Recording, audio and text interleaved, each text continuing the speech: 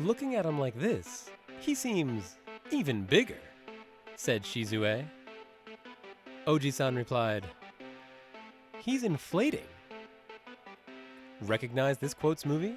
Stay tuned to find out or check out the title of this episode of Talking Pictures Trivia. Welcome to Talking Pictures Trivia, the podcast in which a group of geographically challenged friends explore movies through trivia as an excuse to keep their friendships alive. I'm one of these friends, and today's host, Tom, and with me is... KJ. Additionally, joining us as guests this week are... I'm Chris. And Pat. Thanks for joining us. Chris and Pat have joined us for numerous episodes, and we are glad for them to have met today on this episode. Chris and Pat conveniently like movies. For those joining us for the first time, we start off each episode with a movie quiz, as these pivotal questions will determine who earns today's trivia crown. In round 1, each question is worth 1 point, and in round 2, each question is worth 2 points. Then, once the fierce competition is over, we follow it up with our famous movie rant, where anything goes. Today we are going to Japan in 2001 to visit the Katakoris in Tasake Miike's movie, The Happiness of the Katakores.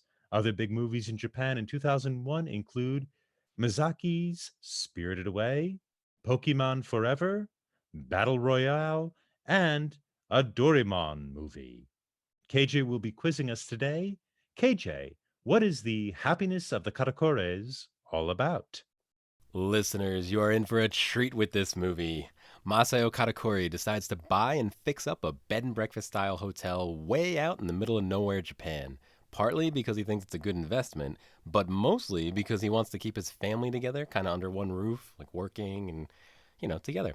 But the Katakoris struggle to attract the guests, but finally they get one who promptly kills himself that first night he stays there. Not wanting the bad press, the Katakoris decide to bury the body, and the rest of the movie keeps to this pattern with various deaths and some sing-along songs between the deaths. Tom, if you only had one word to describe this movie, what would it be? Bouncy. Chris? I went with claymation. What about you, Pat? Wackadoodle. And my word would be rustic. It's time for question 1. Who in the family gives the opening and closing narration? Or if Tom was asking this question, who frames this movie? Locked in. Locked in. Oh, wow. Everybody, confidence there. Pat, what do you have? I mean, the problem is I don't remember her name, but it's the little girl. It's the little girl. Great. And Chris? I too don't know her name, but it seems to be from the perspective of the little girl. And Tom? It's the great-granddaughter of the little girl. I hope I don't risk points if I say Yuri. Is that her name? That is her name. Points for everybody. Yes. I thought it was a little strange that it was framed from her. That's kind of her only role in this movie. And then the rest of the family, are they interesting enough to carry the movie? Does it work? I think the point is that it's like a little girl's perspective, right? Which sort of, it's a very sunny version of basically accidental death, or it's a very sunny version of death. Because even the last death of the movie is the great grandfather who just sort of ascends into the air and everybody yells, "Yay!" like if you want to put like a child's face on death, that's the way to do it, right? And in the Korean version, it's interesting.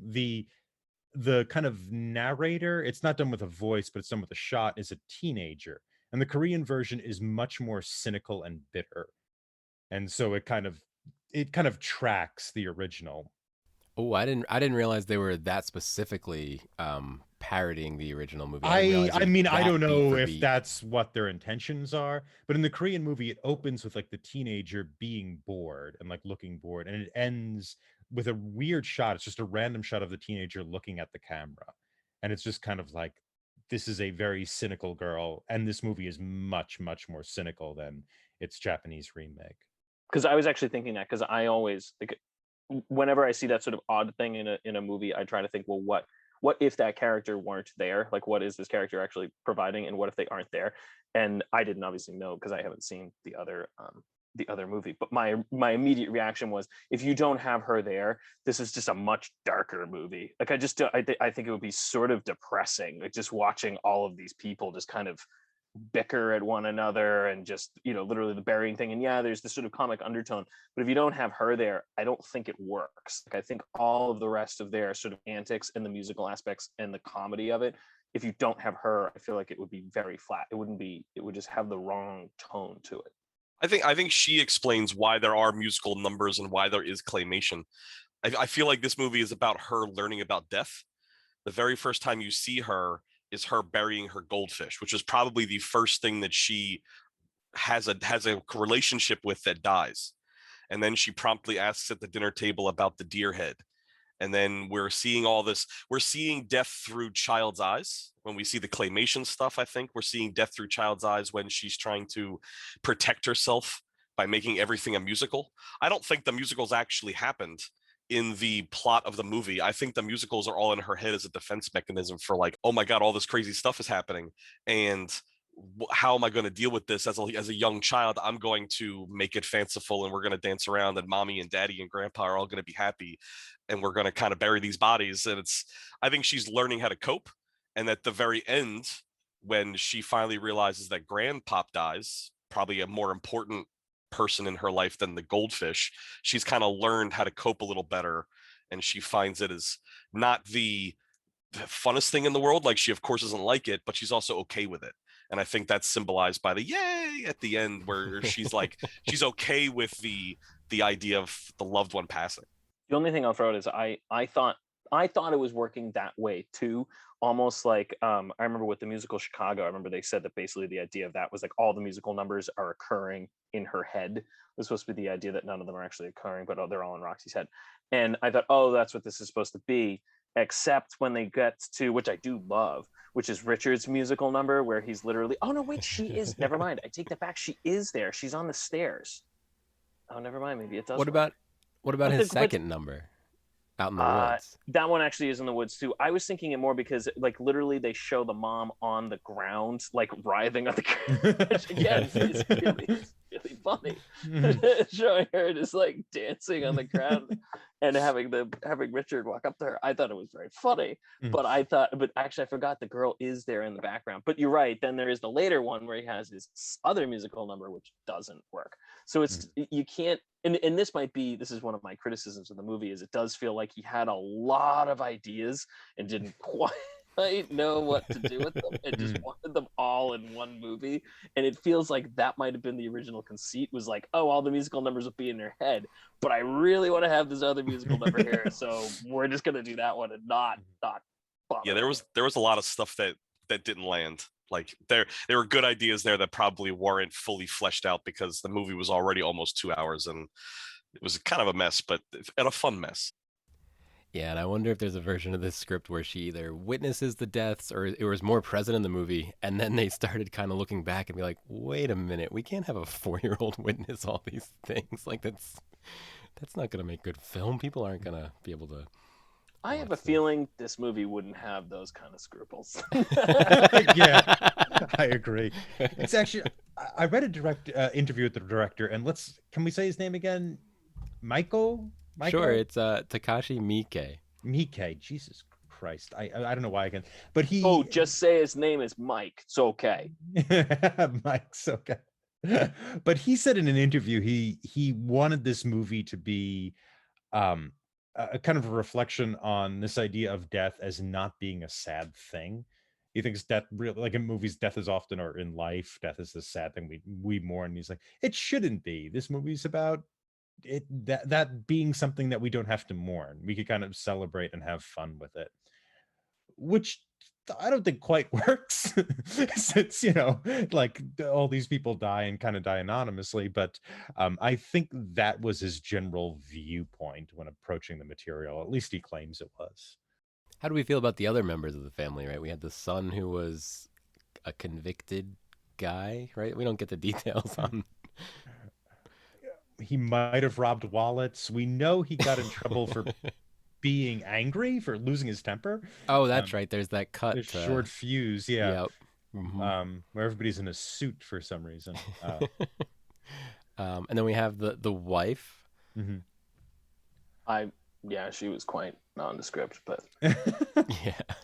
I think all the characters were framed as a way of, this is a reason why the dad wanted them all to be in this rural area away from everything. Like, we want to give you a reason to, and like, this is one of those things where I don't think that they really sold it very well. But there's a reason why this guy moved his entire family out into the middle of the sticks, Japan, to open up this bed and breakfast that was doomed to fail, because there was something that he was worried about his son. There was something that he was worried about his daughter. There was something he wanted to make sure that his father was there. Like, he wanted everybody under one roof. And I think all those little tidbits of story were to give you a reason why he would do it. But I don't think it actually even landed all that well. Yeah, we'll say the actor who plays the dad, I looked him up. His name's Kenji Sawada, was a famous 1960s kind of teen pop idol.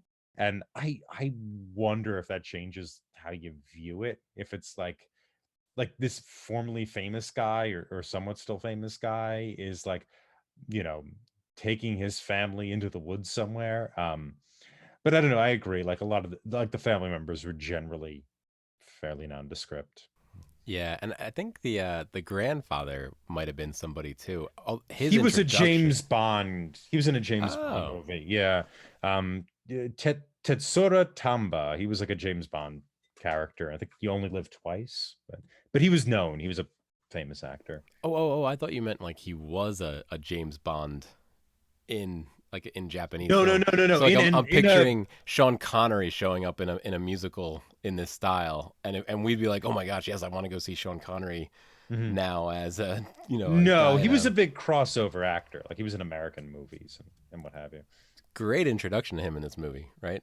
Throw in the piece of wood. Yeah. And I was gonna say he's actually one of the few. I did actually at least find him a bit unique, especially with the introduction and throwing the wood at that bird thing, whatever that reason. Whatever that. Well, because it pooped on him. Yo, that's right. Because it pooped on him, which I love. This is the old man yells at clouds. And he gets revenge. He gets the bird. He actually gets it. So I appreciated him as a character, and I actually liked I do appreciate. I don't know, maybe this will come up later, but I appreciate his quote unquote grand gesture when he walks up with to go get himself arrested at the end of the movie. And he knows, and I just his head's out, and they're basically looking at him like, I have no idea what this man is doing. Just walk right by him, which I love that even his attempt, and I think they even make a reference to the fact that he tried to kill himself during the war and he couldn't do it then either. So this is going to be his grand gesture, and he fails again. Like, I actually thought he was by far the most unique of that family, because you probably, other than the daughter, also had some unique characteristics. But even then, if you didn't have her with Richard, I don't think she would. If you didn't have him, she would fall flat. So I feel like that's part of the issue with her, is that she would be fine. She would fail if she didn't have him. The son was fine. Again, I like his sort of the failure. Again, his failed grand gesture at the end. But he's sort of fine. But I agree. A lot of them have less interest than others. It's time for question 2. How did Richard Sagawa die? Locked in. Locked in. All right, Chris, what do you have? All right, so we're led to believe that he dies when he falls in the ravine, but he actually does come back, and he's just talking on the phone in the foyer of the hotel. So I'm just going to say he dies of natural causes there in the foyer. He doesn't really die from his fall. And Tom? I was going to say he dies in the foyer or the lobby from injuries sustained from his fall into the river in the off the cliff. Pat? Yeah, I mean, he dies in the lobby. I wasn't 100% certain why. I actually thought he might have died even from just falling in the lobby. It's almost suggested that he lived through the ravine, and I thought part of the joke was that he literally fell and hits his head in the lobby and dies from that. But I wasn't 100% certain what exactly he died from in that point. Yeah, points for everybody. I think all the other deaths are pretty clear, but this one starts with him drinking the river, and they're showing you all the other things that had died because they drank from the river. And then he has the fight with the grandpa, which you're like, oh, maybe the grandpa's probably he killed the crow. Maybe he's gonna, and then he falls. So I really enjoyed the death of Richard Sagawa because we don't really know which of these things it could have been that killed him. Is there a chance that he dies from sadness? Because like he Oh. he gets on the phone and talks to a whole bunch of people who I'm assuming are other people that he's conned. Yeah, Like that's we don't know yeah. who those people are. It's like a laundry list of names. Like Mhm. is he like repentful for like what he did? Is repentful even a word? I have no idea. But is he Repentant. like is he there we go, repentant. That makes me sound more educated. Is he sad about what he's done with his life, and that's why he crawled out of the ravine with his last gasps so that he could make a phone call that probably doesn't connect to anybody and say sorry to a laundry list of people. He also dials 119, which I don't know if that's a joke or if that's actually the number in Japan, but Yeah, so 119 is 911 in Japan. oh, okay, Yep, fair enough. he's calling the police. Yep. Yeah.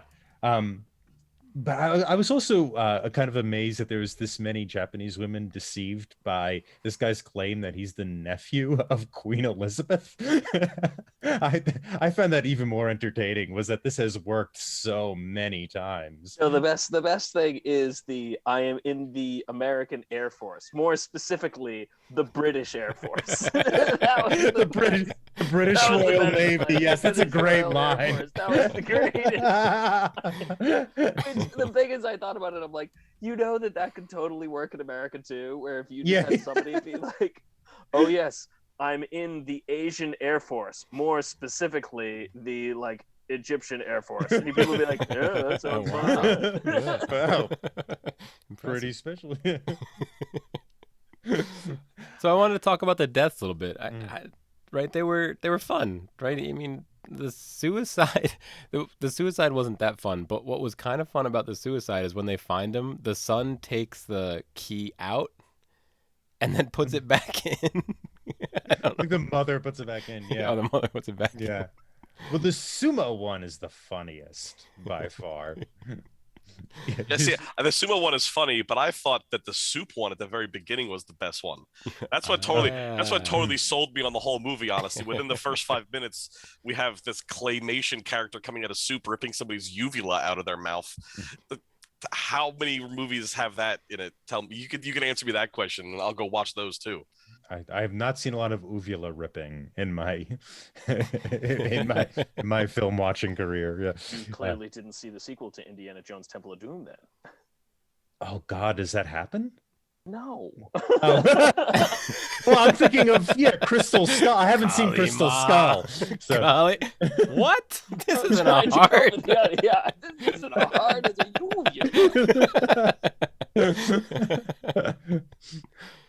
Oh Lord. Yeah, I thought the sumo one was pretty funny. I think one of my favorite musical numbers was when all the bodies come back to life in a sort of pseudo thriller music video kind of way. I wasn't a big fan of the music ones, but I think that and the karaoke musical numbers were the two ones that worked for me. What about Richard flying? Richard flying around the Oh yeah. that Richard- was the best. Yeah, Richard doing anything was pretty great. Who's actually apparently that actor is a famous rock star in Japan. But yeah, they were enjoyable. To watch as people die. Well, I'm trying to think of what was the other, because his death was funny. I'm trying to think what the other ones were. What was the suicide, and then the other two were the sumo wrestler and the woman he's sleeping with, who just gets buried under him. Though I have to say, my favorite burial was like the guy who was the fugitive who just falls in the hole. I'm like, all right, and they just start burying him. Why are because you he's- burying him? Yeah, I guess you're right. There's only four There's only guest 4 deaths. in this one. I think I'm getting a little confused. I think in the Quiet Family it might be a little. It's like 7 or 8. yeah. There's And the quite a few Quiet more. Family, there's they also are like participants in it. They become part of the schemes and whatnot, which I don't think works particularly well. But I have two follow-ups. I don't know if this is maybe more from movie rant, but so you can stop me if this is not good for here. Number one, why is there garbage in a couple of the movie scenes. Like the movie scene with the dancing zombies, they're around a pile of garbage. In fact, the main characters are all on pallets and garbage and barrels. And then number two, is there a chance that the fugitive is the person that actually killed the woman in the soup bowl? The woman in the soup bowl. So the woman from the very first scene, I didn't even think about that. the woman from the very first scene dies in a hotel mysteriously with those 4 women, which that's another thing to talk about. And then we find out that this guy is a fugitive for killing somebody at a small hotel very close. So is the fugitive responsible for the death of the person in the soup, and the claymation angel is just some fanciful thing that could get me hooked into a movie? Way of articulating that? Yeah, I guess. I mean, it is like he sees the uvula as love, right? Like that's why he rips it out of her, because it looks like a heart, and also it's something he can eat. Which, so possibly. That's what led me to believe it, because like when I watched the claymation video at the very beginning like 3 or 4 times because I couldn't get enough of it. So I saw that it was like a little heart, and that's what he was chasing after and trying to devour.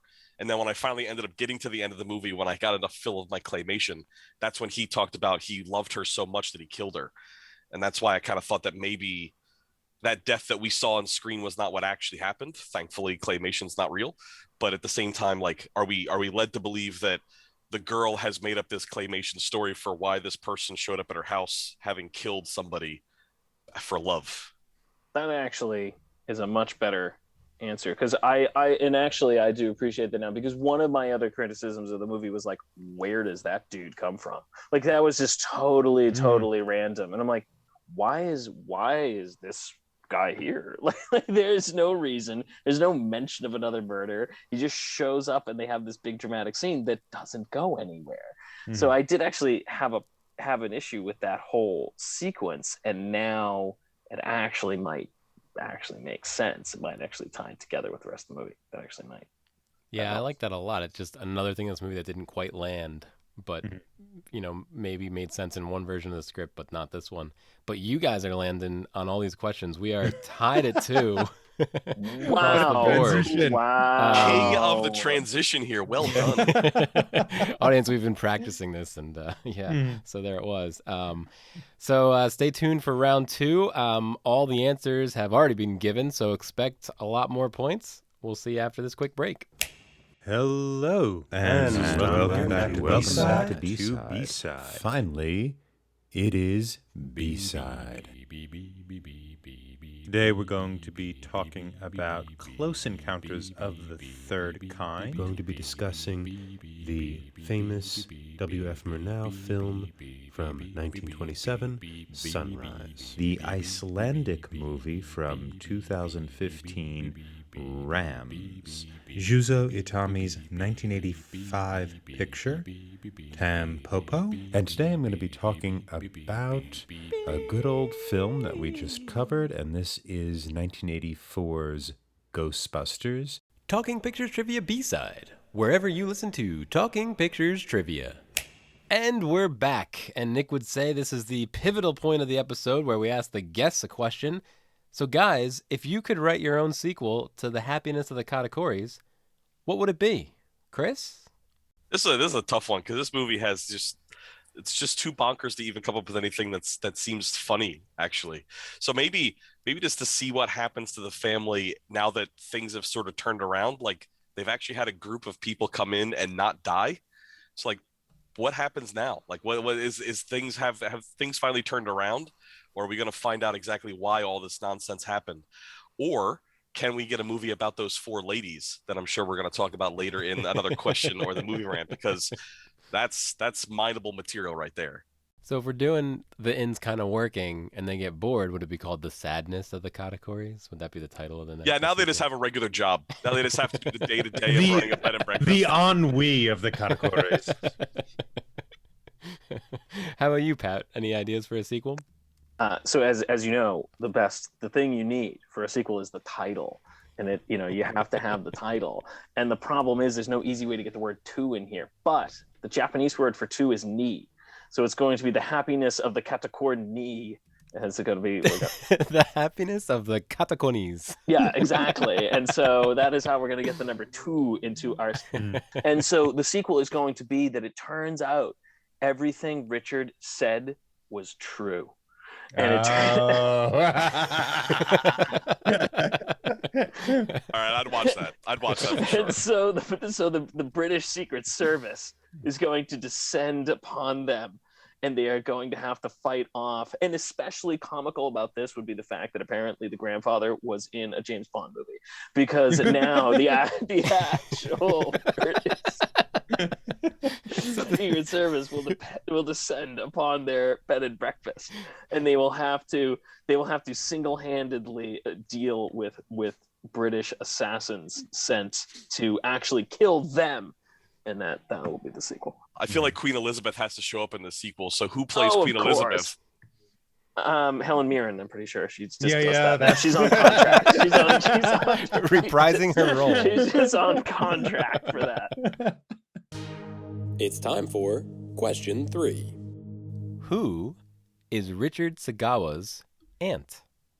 Locked in. Locked in. Everybody? Queen. Should we do this one at the same time? Queen Elizabeth? Yeah, like sing it. It is not. It is not Queen Elizabeth. And I guess you guys are going with that. Oh, do we have different answers? Oh, okay. Chris, what do you have? I'm going Queen Elizabeth. Tom? I was gonna go Lizzie too. Also, It was Princess Di, wasn't it? Princess Di is no.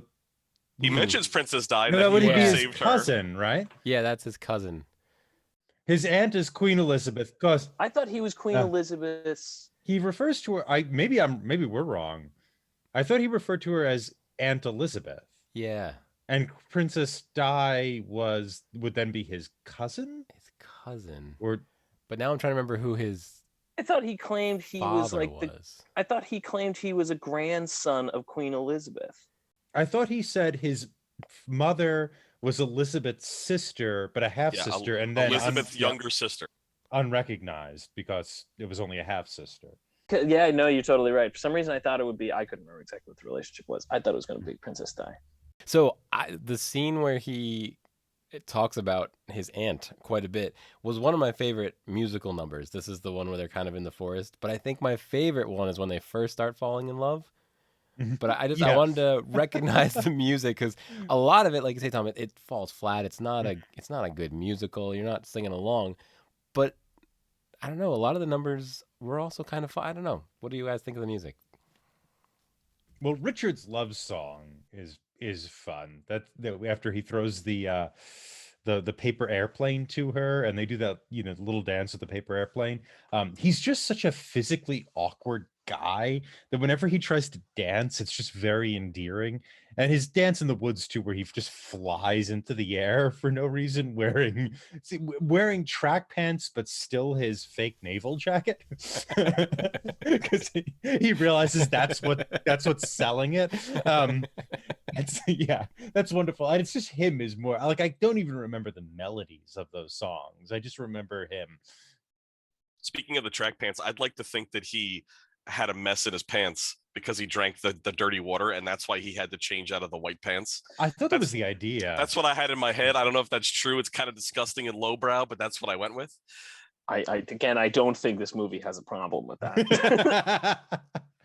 But you hear him like crapping himself so yeah, that makes sense, because the water is also where all the dead animals are. Like when you see that pond, it's just a bunch of shots of dead animals around it. Yeah, they're prepping you to think he's going to die from the water, from whatever killed those animals and the gasoline tank. Or they're just making a poop joke, which also like well, it's right, both. right. Can't it be both? Yeah, I guess it could be both. Yeah. I also like how the airplane that you referenced had art on it. I use air quotes for people that can't see it. And they were like, oh, I wanted to be an artist. Like, oh, that was the paper airline. That was the worst. I could draw better than that. And I'm not an artist. So I really liked the fact that they just leaned into the ridiculousness of everything. And even something as quickly seen as the artistic rendition of her that Richard did as just horrendous. And everybody seemed to think that it was fine art. And I just loved all of that. The only thing I wondered about the art is that because they did say, she goes, "Is that a bug?" And it was right after the scene where the bug goes up the reporter's nostril. And I wasn't I it was just something where I'm like, not sure what you're supposed to make of that, but I wasn't sure. And then it was like, well, I'm not sure if that's a translation thing or whether it actually is supposed to be a direct reference to it. I wasn't sure, but that was the only thing I wondered about the art. Yeah, I actually looked up the bug thing. Apparently, that is a somewhat famous comic, and one of his skits is a bug went up my nose, and I do that. Like that's a thing. So that's actually like a known skit in Japan. I guess. Okay, so it's not. It's unlikely to be related then. Okay. Yeah, it's like their "Who's on First," I guess. Is this guy pretending there's a bug in his nose? How about the karaoke singing? The karaoke singing was fine, and that was a little better because there was actually a concept there, right? There was like this kind of silly thing, like everybody knows karaoke, and there's a reference here. Just so much of the musical numbers, though, are just not that. I mean, there's like 13 musical numbers, and I remember none of the, like literally no melody I can sing, and also the staging isn't great. It's awful. All of a sudden they strike a pose, and then they're in sing mode. But the sets don't change from the most Tom, part. what did you say about the choreography? What did I say? You told me you thought it was the only professional choreography you've ever seen that you thought you could do.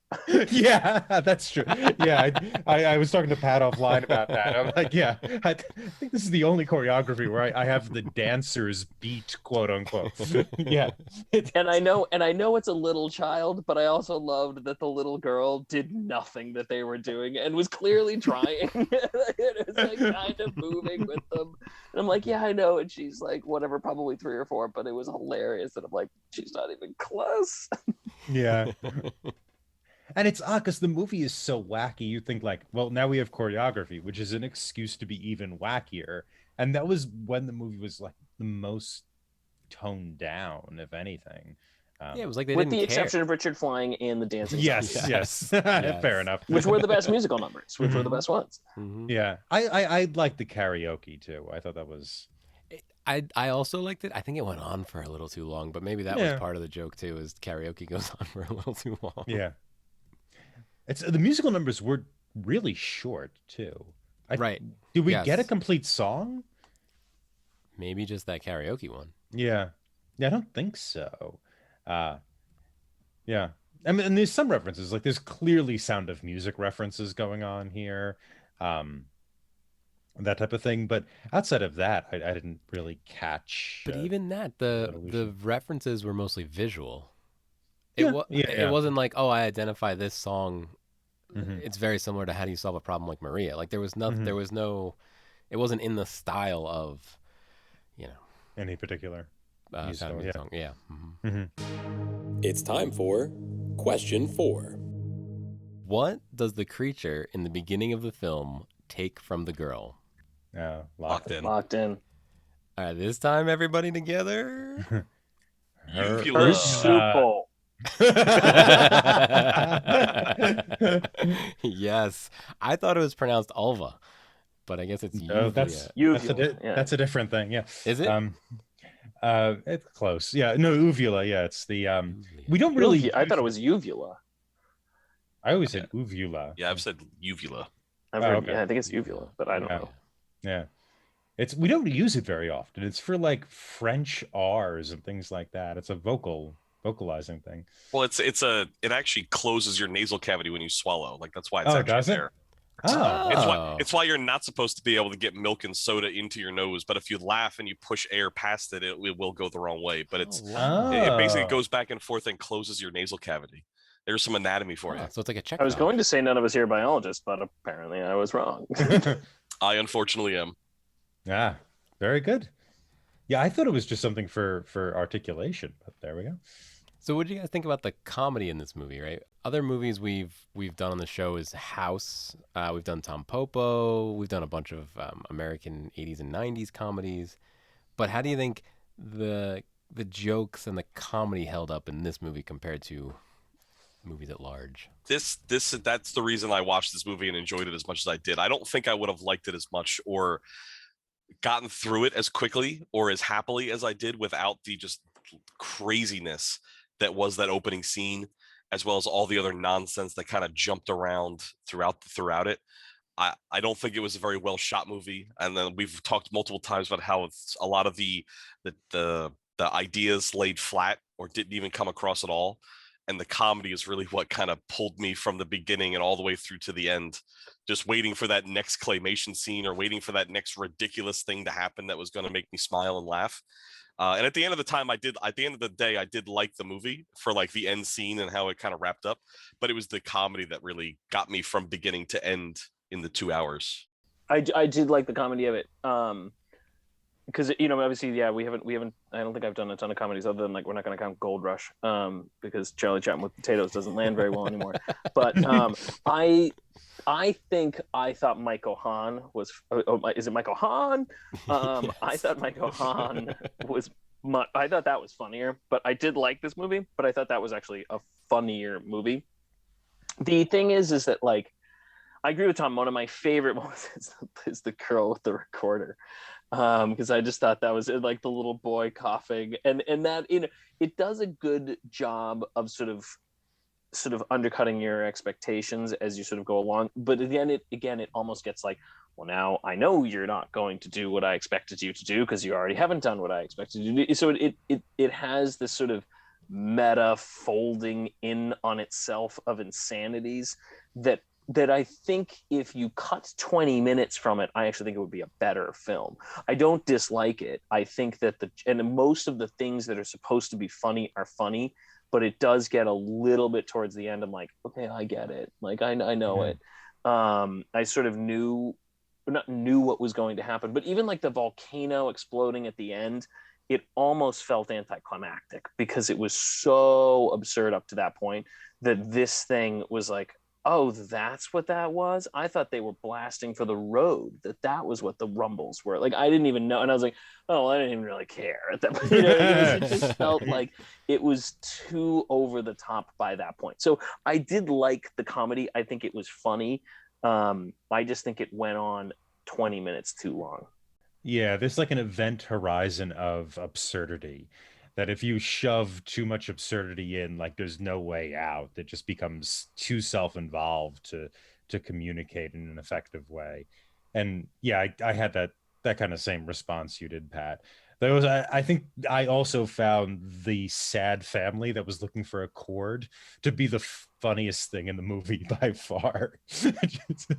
Especially since the cord was a belt for his pants, yeah, it was just in itself sad. Like, it just like that had the sad folding into sad, and it was just funny.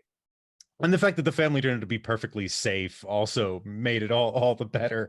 It's also the one scene that's like really, like the beats in it are really well directed.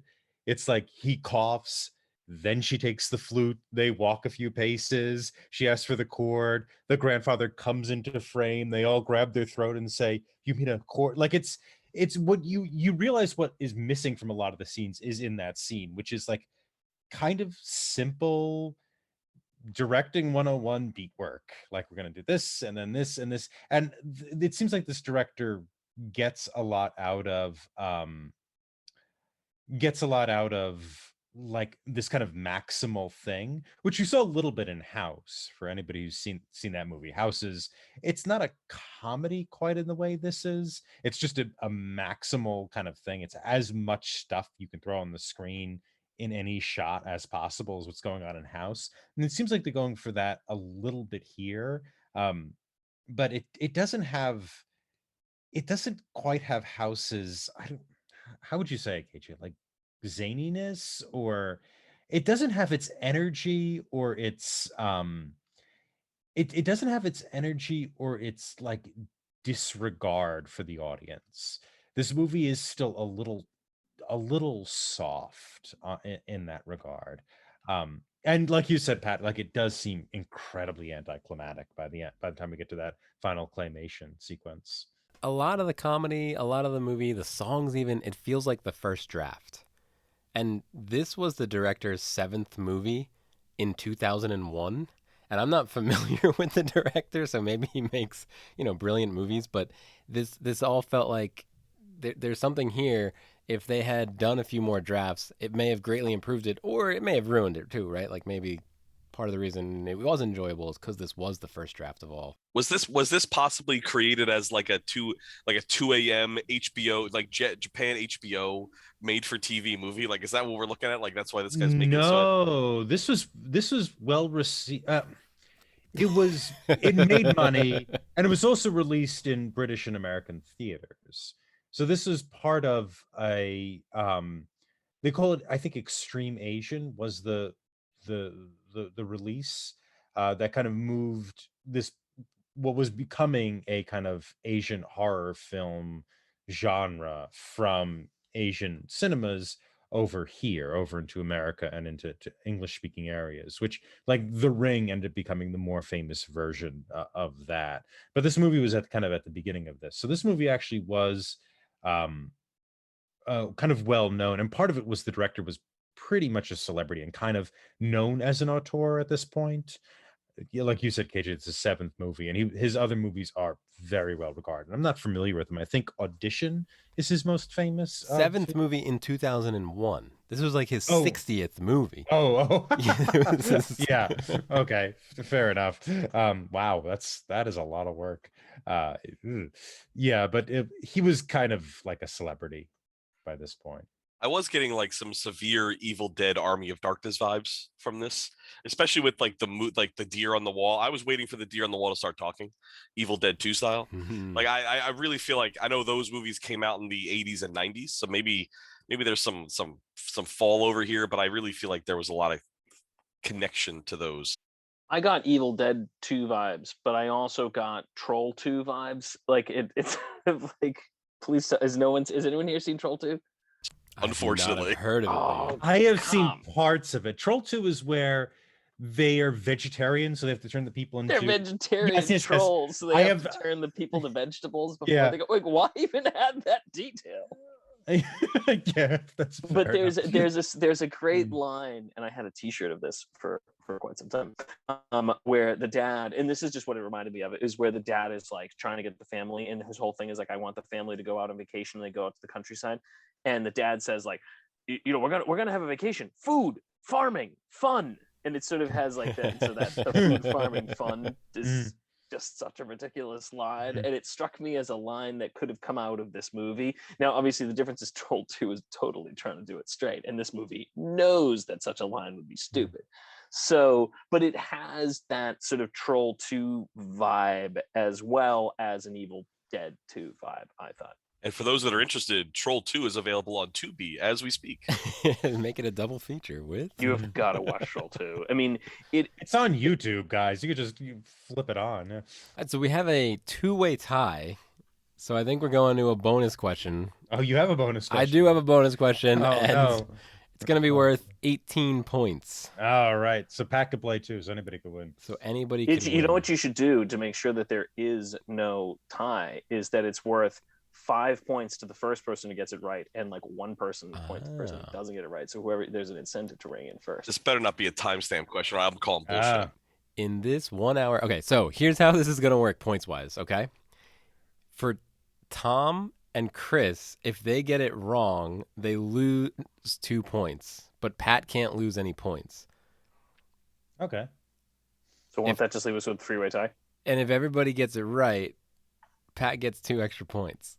So we're either going to have 1 winner or 3 is what I'm trying to get to. Here we go. It's time for a bonus question.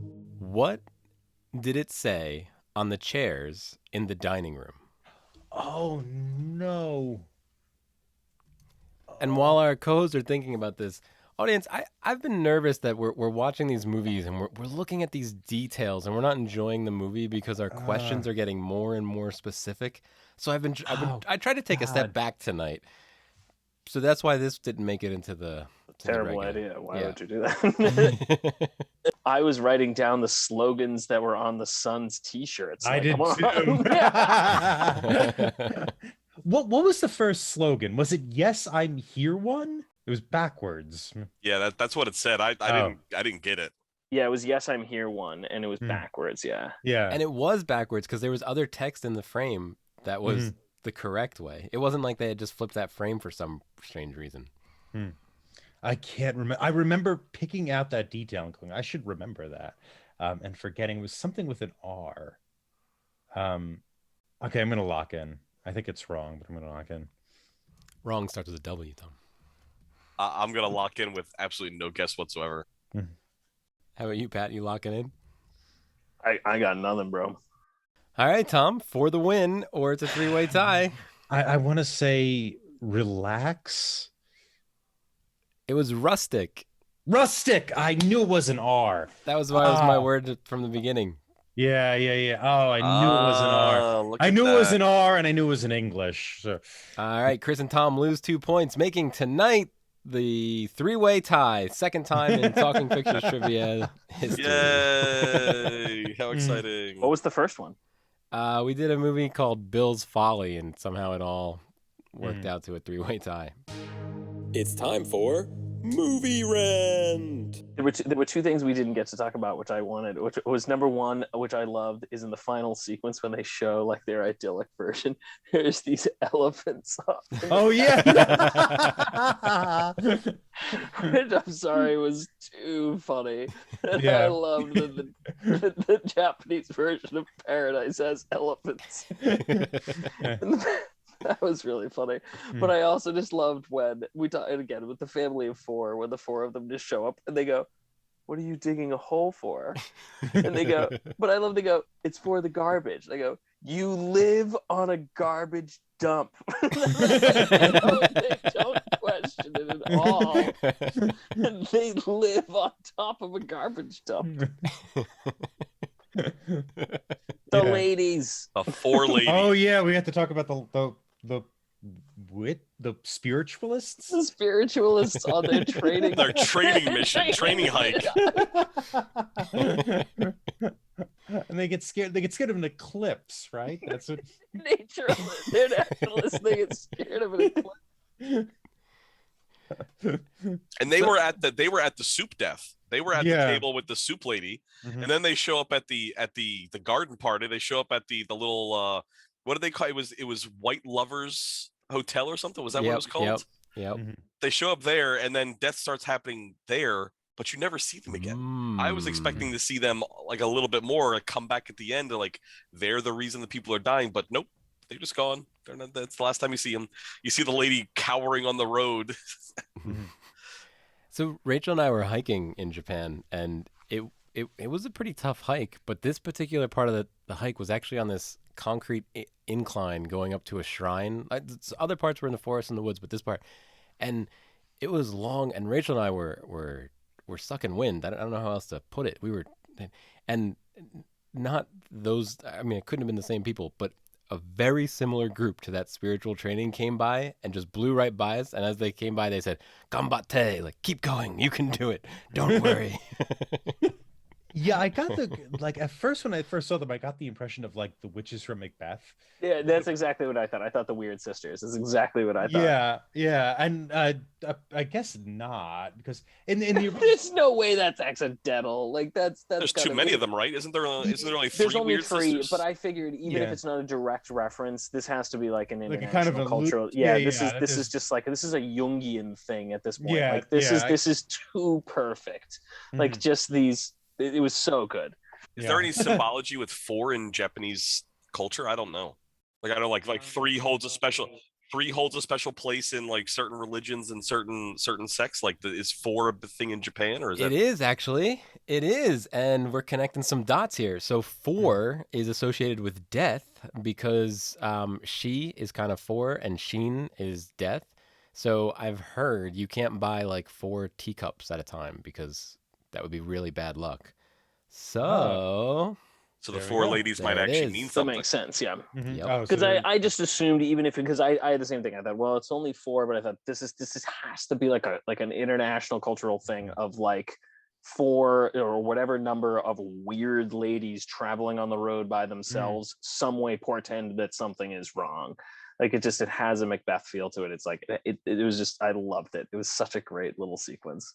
It's also in the first one, it's one woman, and she comes, and before any death happens, she comes to the hotel and just stands outside and screams at it, like kind of raises her fist and yells at, and then just goes away. And then after that, the deaths start happening. So it seemed to be it's in that first one too. But yeah, that I almost didn't think of that. I thought of the weird sisters. I'm still. Can somebody explain to me the claymation in the beginning, Chris? I appreciate your interpretation, but so it's like a little. It's a well endowed uvula eating demon, maybe. And then it gets eaten by a bird. Yeah. And it hatches. Then it gets eaten by another bird. But after a teddy bear uses its eye to make an egg, which its eye to make a piece of garbage, which turns into an egg. Yeah, it turns into the raven's head turns into like a piece of paper that crumples up and turns into an egg that gets eaten by a snake, that gets eaten by a bird. It doesn't matter. Just take it. Just take it all in. Take it and enjoy, because it is magic. It is claymation magic. I wish they did more of it, and I was enamored every time that the claymation came on the screen because it was awesome. It reminded me of like some of the intro credits to late 80s, early 90s movies. Right? Remember some of those credits for those movies had very elaborate animations. Like Christmas Vacation has a whole thing. So I didn't know if they were hearkening back to that. With the volcano and everything at the end, or even the fall, I'd assume they couldn't afford insurance, special effects, like the whole 9 yards. I thought this was maybe a cheaper way to be able to fill in the gaps. Claymation can't be cheap, though. I mean, I guess they weren't doing like fantastic claymation, but they can't be cheap to do all that work. That's true. I mean, especially I actually, again, I thought the volcano thing was just kind of weak, but the volcano claymation sequence I thought was one of the weaker ones. The fall one was great. I thought that one was quite fun. With their heads appear. Like real life heads appear to curse at each other. Well, because it's probably expensive to move the mouth, so it was then cheaper to put them. I really liked in the last scene where the family turns to clay and the grandpop doesn't, and he looks at the claymation. He's like, "What's going on here? Why am I not clay?" Yeah. Yes, they break the fourth wall there. Yep. Yeah, that was by far my favorite thing, and that opening, however ridiculous it was, it locked me in for the whole movie. I've said it 3 times already, but that was the whole reason I stayed through the whole 2 hours, because it really like, oh my goodness, I'm on a ride. This is not necessarily got to be a good movie. It just has to be an experience, and it didn't disappoint in that fashion. I was a little worried the whole movie was going to be claymation. At that point. Yeah. I actually was a little worried. I'm like, this claymation is so creepy, and it's fun for like 5 or 10 minutes. But it's not going to work for an hour and 40 minutes. I will say I took a break at about the 50 or hour minute mark. This movie is very tiring. It's very, very busy, and I like, instead of watching it during lunch was my break from it in to a certain extent, or breakfast, I guess. It was early morning. But yeah, it was it kind of tired me out. And I think, like, to your point, Pat, like the kind of volcano scene in the end is sort of weak, and I kind of hit that point maybe at the hour mark. I think what kind of brought me back a little bit was the grandfather trying to turn himself in, and the son getting cut and like doing a dying song, and everybody's like, it's a little gash. What made me laugh there was everybody holds up their hand to show how small the gash is. and he gets back up. Well, audience, I think you guys must be getting tired too. So I would like to once again congratulate everyone this week for being winners on the Happiness of the Katakuri episode. Congratulations, guys. Glad I won, as always. Yes. There you go. You can find more of our content wherever you listen to your podcasts, or on our YouTube channel, Twitter at Talking Studios, and our website, talkingpicturestrivia.com. We are extremely grateful to all those who subscribe, like, follow, and leave a review. What's the biggest hole you've ever dug? Let us know on Twitter, talkingpicturestrivia@gmail.com, or give us a call at 201-467-8679. Thanks again, Chris and Pat, for joining us today. Always a pleasure, and anytime that you want to do a really wacky Japanese horror comedy musical, you call me, because I will 100% be there. We'll line them up. Thank you for having me. The next time you have a movie made before 1960, welcome me back. I'll see if I can find any Japanese musicals before 1960. You can find me on Twitter at Thomas Lehman 15. And you can find me on Twitter at KJ10001000. Join us next time when we pick a movie from the New York Times 1000 list and discuss Nick's recommendation from 1950, All About Eve. Stay tuned for our first impressions of All About Eve. Ding, ding, ding, ding, ding. Next week, we'll be discussing All About Eve. Tom, how was your watch? It was good. I've seen this movie a lot since, I was a teenager in my 20s. I don't remember when I first saw it, because not only have I seen it a number of times, I've seen like clips from it a lot. And I really love this movie. I think this movie is hilarious. I have to say, I think my viewing this time was my least favorite, just because I tend to not like the ending as much, or at least I didn't this time around. And where did I watch it? I watched it up in the Lake George Adirondack area on a nice television, and I actually had, the cinematic experience, so to speak, as opposed to just normally when we watch it on our computers or our phones, if you're KJ. But I really think this movie is very, very funny. It's very witty, and it reminds me a lot of college, just because there is this like theater family thing that's going on in it that relates really, really, really well to my college experience. So I think I saw this movie initially before I went to college, or when I first started college, but watching it years later, it makes a lot more sense to me, the dynamic of that kind of found family thing that's going on there. Ragnar, how was your watch? I had a similar experience to you, Tom, in that I've seen it a number of times, and this most recent time was my least favorite. But even on that kind of low point, it's still a great movie, undoubtedly.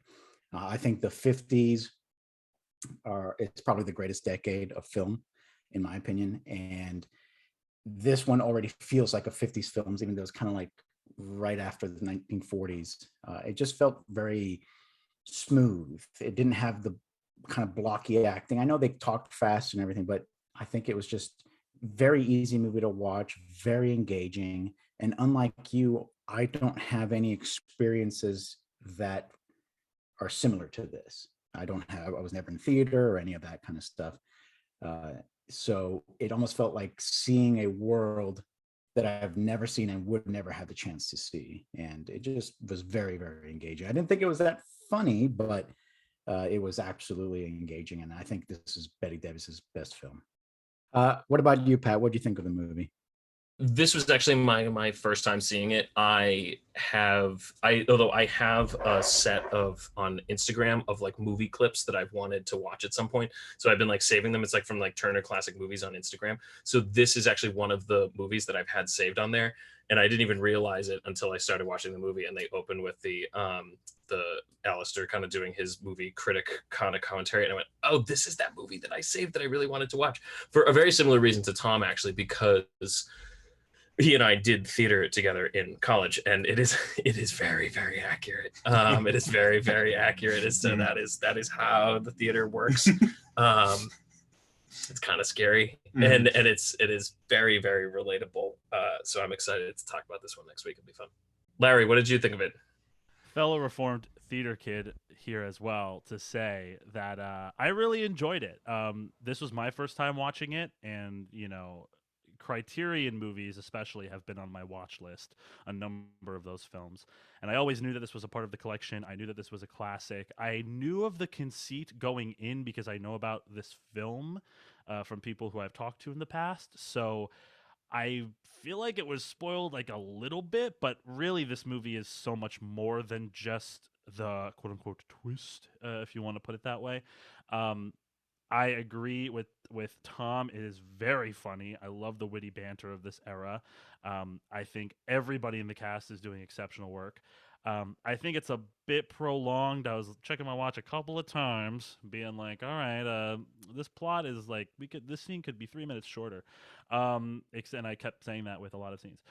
But the story had this like epic feeling to it. I think like, while I do think it was prolonged, the amount of story made it feel sort of epic in scale, like we were watching these characters and their lives intertwining in these really, really interesting ways. And it gives the movie a lot of depth, even beyond the sort of showbiz, fading star narrative that we see in a lot of films from this time. So I really enjoyed it, and I'm really excited to get to talk about it. KJ, talk to me. Yeah, so I hadn't heard of All About Eve before. Well, I guess technically Nick recommended it, even though next week Tom will be doing the questions. But I asked my wife Rachel, I said, hey, you want to watch this movie with me? So we put it on, and it starts with that scene where she's kind of getting an award, and Rachel grabs her computer and she goes, oh, it was directed by that guy that was in that movie that was all about that guy. And I'm like, oh, she must be talking about Mank, the Netflix movie, because it kind of had a similar pace to it. But Ragnar, I know you said you didn't think it was very funny, but the opening joke where he's like, you don't need to hear what this actor's saying because actors just keep talking and talking and talking. I was thinking, oh, Tom. But right off the bat, I thought it was pretty good. My wife left she didn't stay for the movie. That wasn't what kind of movie she was looking for. But yeah, I loved it. I think it might have been inspiration for Game of Thrones. Maybe we can talk about that next week. I don't know. That might be too far out there. We'll see. But I loved it. How about you, Nick? Hey guys, I did it. I just finished the movie while we were doing the first impressions. Audience, he's holding up looks like a tablet that says the end, which is the end of the movie. Well, good thing our first impressions are going long. Yes, we had plenty of guests, so I could finish those last few minutes. I will say I was shocked how much I enjoyed this film. I did not know anything about it, which is what I prefer when I'm watching a movie. I did know that it was somewhat popular, but I had nothing spoiled before. One of the things that I really enjoyed about this film specifically is there are some gems within the dialogue. I'll save it for next week, or I'm sure we'll go into, but I was amazed by some of the wit in the film. And I can't wait to talk about it next week. All About Eve is available on Swing at the time. What's Swing? Sling? Sling. Who has Sling? It was on Fubo yesterday, but I guess the month changed. Now it's on okay. Sling. Has anyone heard of Sling? I have, yeah. Yeah? Okay, it's a thing, let right? me try that for again. Sure. It's a for thing, sure. yeah. All About Eve is available on Sling at the time of this recording, if you know what that is.